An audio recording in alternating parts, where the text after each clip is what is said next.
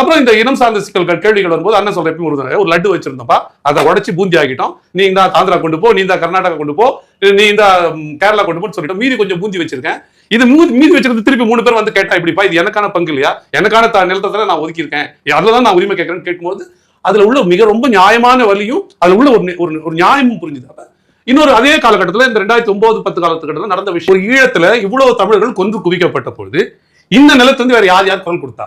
தமிழ் நிலத்திலிருந்து தான் குரல் கொடுக்க முடிஞ்சது. பக்கத்துல இருந்து ஆந்திராவை கொடுக்கல, கேரளால கொடுக்கல, கர்நாடகாவில் கொடுக்கல, குஜராத்ல கொடுக்கல, அசாம் பீகார்ல கொடுக்கல.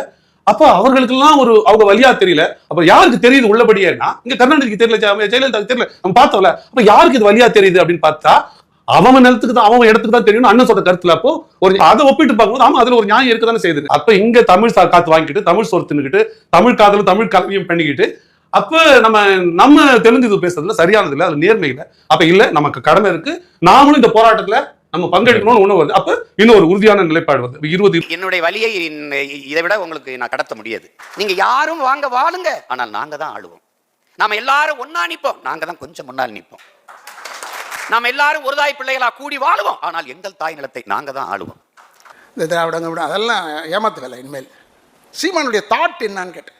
பார்த்தா அவருடைய பேச்சில் தமிழ்நாட்டை தமிழன் தான் ஆள வேண்டும், அது கரெக்ட் பாயிண்ட். அது அவர் என்ன சொல்கிறாருன்னா, தமிழன் தமிழ்நாட்டுக்கு தலைவனாக இருக்கணும், நாங்கள் தலைவர்களாக இருக்கணும்.